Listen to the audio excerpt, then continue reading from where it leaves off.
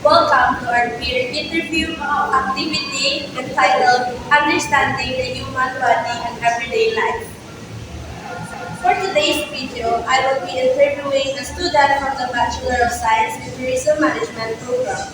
Our discussion will focus on how the human body works in daily life, especially in relation to health, energy, and future careers.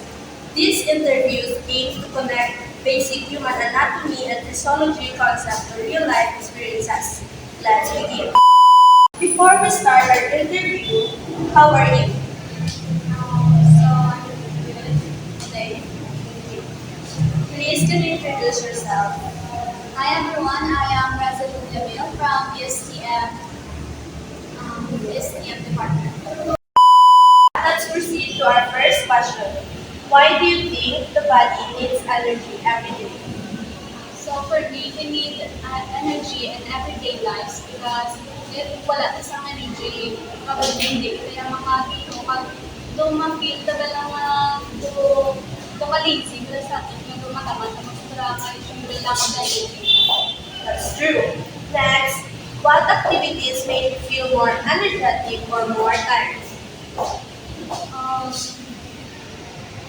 Maybe some activities that I do is to energize, um, getting some rest,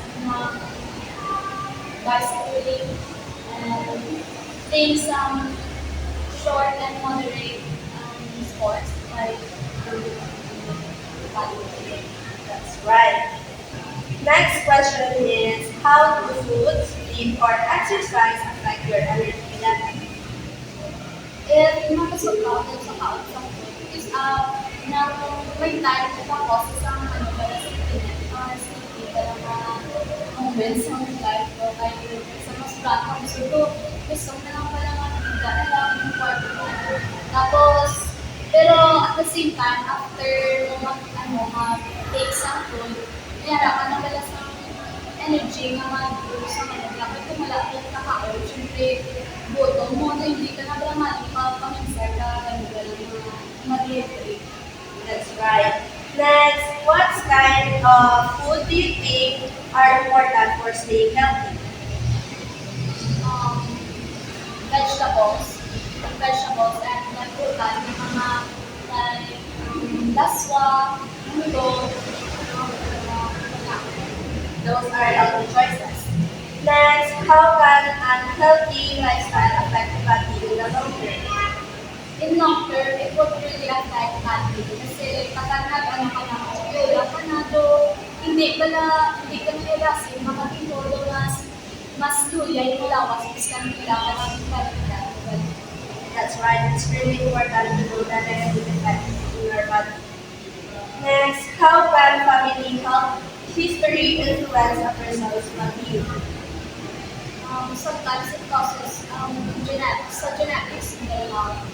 Like kapag may health problems or issues sa mga family na runs with genetics is maka-affect na sa ano mo pala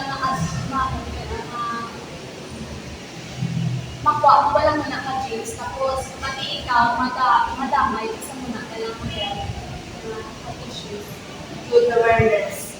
Next, what simple habits help keep the skin and body healthy? Some simple habits like sleeping early, condition ng palakpas ng 11 p.m. and keeping yourself hydrated, drinking some water regularly, and nangungulit sa pula, not-eat sa mga vegetables. Wow, simple but effective. For our last question, what health advice could you share with other college students? Health advice that I could share and I should implement is syempre na sleeping early, na eating some vegetables each day, take some gusto ka mga chichirya, mga unhealthy foods, take care of yourself, kaya kayo start mo pa na talaga yung more weeks, pero unhealthy, kaya masakit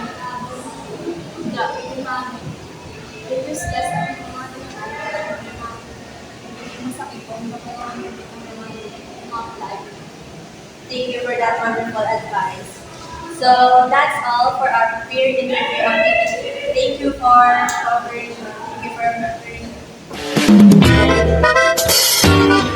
From our interview with a PSTM student, we learned that the body needs energy not only for moving but also for thinking and studying.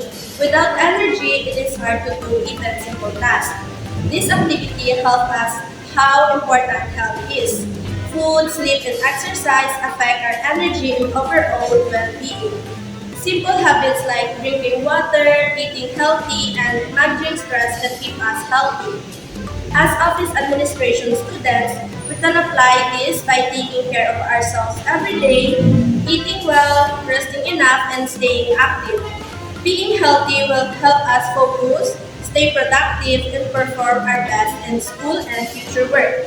In conclusion, good health gives us the energy to do our best every day. Thank you for watching, and I hope this video encourages everyone to take better care of their body.